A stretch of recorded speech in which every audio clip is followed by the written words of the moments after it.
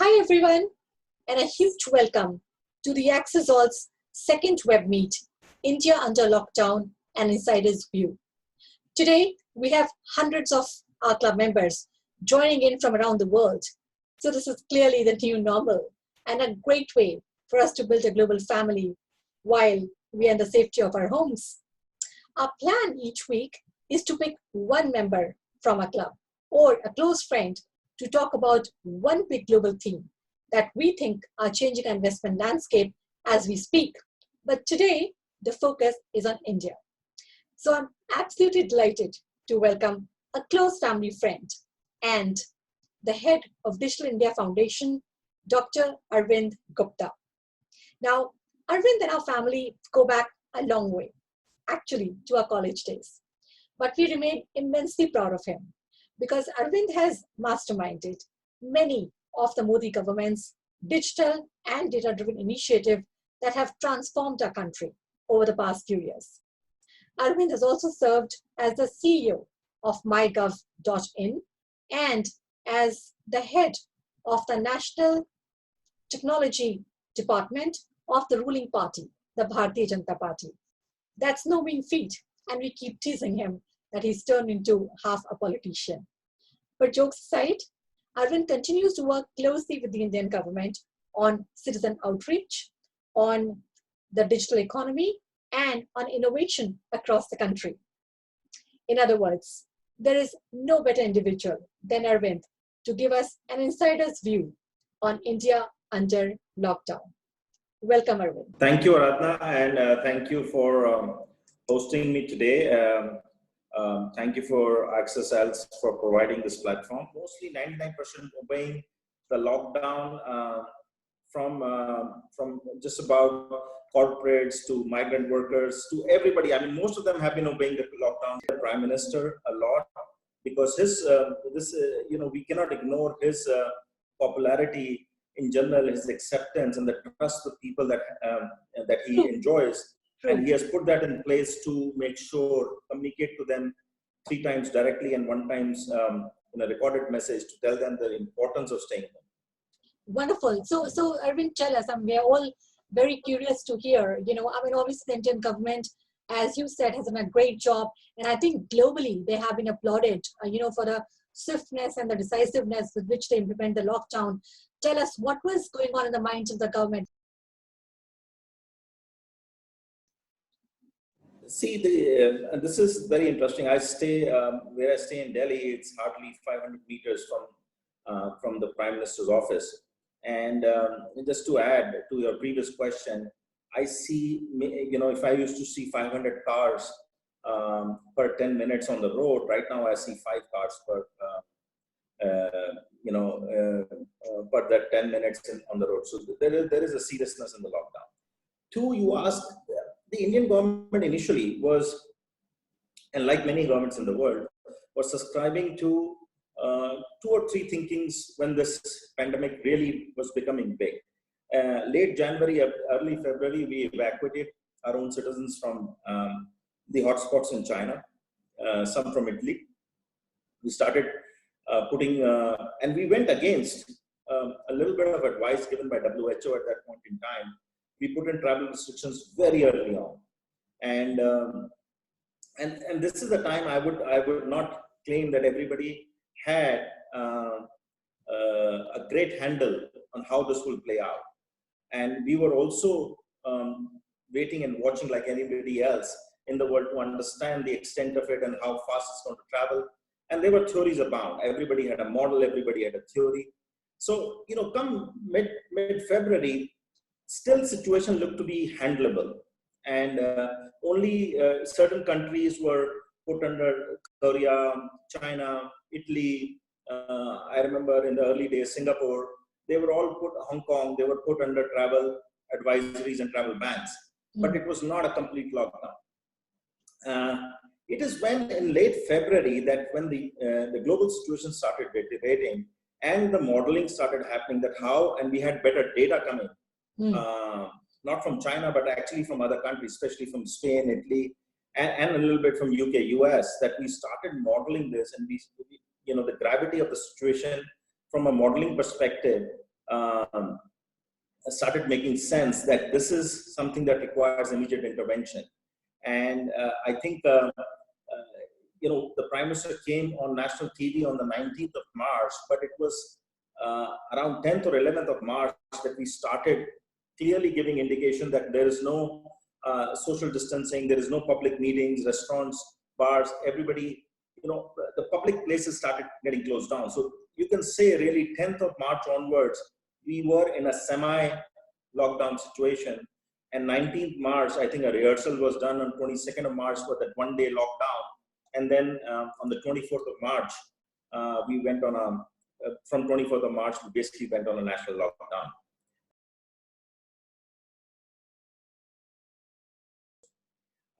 One thing was very interesting is that India looked at its own modeling. It created its own, and we set up two very key task forces. One was from a health perspective and preparing internally from a health, getting data, understanding exactly how well we are prepared district by district, district by district. And two, looking at immediately scientific and technological interventions available to us. And this kicked off in the first week of March. So we took a very science, data, and technology-driven approach to make certain decisions. And we knew that if the doubling started happening the way it's happening anywhere else, we would not be able to put a lid on it the way it's been put so far. That's what his think tank of the scientists and the healthcare specialists clearly advised that we need to go for a complete lockdown. There is something that we have no choice. The Prime Minister took a decision based on a lot of advice as well as consulting all the people across India and implemented at a breakneck speed. And this is the reason that we saw what we saw. Contrary to many things, there's been no mass rioting. There has been no shortage of food. Absolutely. And the supply chains have been working. See, as I said, I at least in my lifetime saw such a massive execution of the administrative power of India. And I don't want to, it's India. It's the federal, state of India, what is called Team India, has been around demonetization because everybody just lined up for those 50 days and it was completely similar fashion. So I think the district administrations, the local administrations, everybody got aligned, and we have seen banks working. We have seen money coming to people through the direct benefits transfers, and if people are not aware with that, that has been a super successful platform in ensuring wages reach the some minimum support levels reach every single deprived family of India. So so all those things ensured that people could spend their money, get their money in place, and the federal, state, and the local administration were all aligned. I mean, they're all working towards a common goal. So that's something where I always say when India decides to work, it works. Yeah, this is that's a very terrific question, Aradhana. Let me explain to you again. For the audience which is probably not aware of this, is that India created what is called the Aadhaar stack or the India stack. This is a digital infrastructure made in India. And this has given identity to a digital identity to every Indian. 1.25 billion Indians have an identity today, which they can use, by the way, in a contactless manner. That's the beauty of it. It's 10 fingerprints and 2 iris scans. So technically, fingerprint still requires you to touch something, but iris does not. So, and this is then combined with your bank accounts. And so biometrics combined with bank accounts, you can transfer money to 200 million families over 2 days. And this is exactly what has been done. And more than 300 million transfers have been executed when the PM announced the benefit, the support of about $25 billion to the first tranche went out in exactly 3 days to the 300 million families. So India's digital infrastructure it was never planned for, nobody thought about this, nobody knew this was coming, apart from some people who claim they wrote it in books. But the fact is that it was available. And it is only possible in a country like India that you can identify that the 300 million families which need the support at the right time. Yeah, and you're able to get it. 300 million transfers can happen over 2 or 3 days. That's only possible here.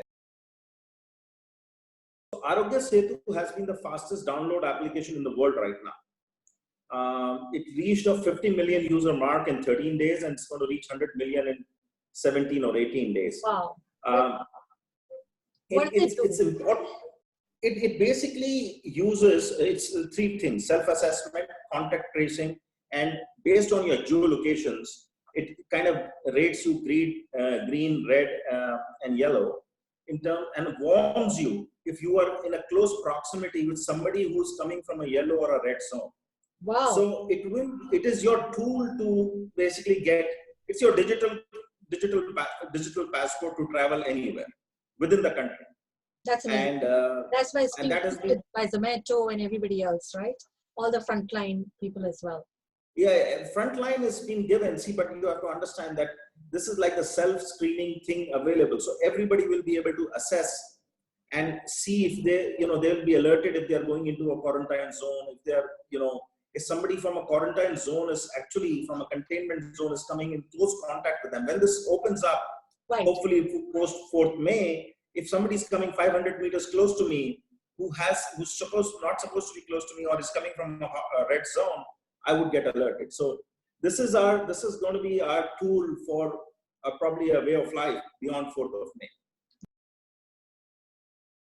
So I see this, personally see the fiscal deficit goal of 3 to 4% going to be breached this year. A lot of government-led spending, building a lot more infrastructure, and that is going to support the Manrega, which is job guarantee scheme, workers to basically build infrastructure. Right. A lot of money will go into that, and infrastructure is healthcare, digital healthcare, education infrastructure is going to be rolled out a lot. The telecom sector has really held on. So the economy, I think this year we'll be glad to have a good 1 to 2% growth this fiscal. But overall, I think going forward, I think it will be a good thing. And I see the top 100 companies which have good governance, good order book, and good credit rating will sustain out this downturn of 2 to 3 months.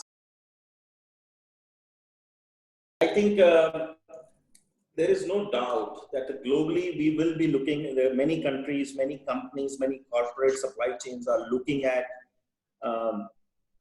distributing the supply chains a lot more post-COVID. Of course. There are many factors to it. I don't think so. I will go into that right now. But definitely there is a clear move or intent from companies. India has to capture that intent and actually get those supply chains into India. Sure. And make itself part of this global supply chains. Does it rank high on trust right now? Absolutely, yes. It needs to probably, use this opportunity like the way it's disrupted a lot of local laws, regulation. It needs to use this opportunity to disrupt the way we allow businesses to operate in India. There's been proposals, and you'll hear a lot of these proposals in the next 15 days also, that certain investment amounts into India, notwithstanding some of the other announcements we have made, if you're opening a textile, getting an investment in textile, just come, no rules, single window clearances. So you'll hear a lot of things like that, where we facilitate supply chains moving faster, quicker into India. A lot of good points with the medical diplomacy, yes, with the HOCQ exports that we permitted to many countries. I think 57 or 58 countries we've shipped them the critical hydrochloroquine supplies. So, including the US. So I think that will go a long way in building a lot of other bridges that are required, along with the leadership of the current government led by Prime Minister Modi. I think India will be uniquely positioned. And I think one of the points I do want to make here is, Radha, is that a lot more decisions going forward will be based in this new world order, will be based on trust. Pricing will not be the only factor when you purchase from a geopolitical perspective.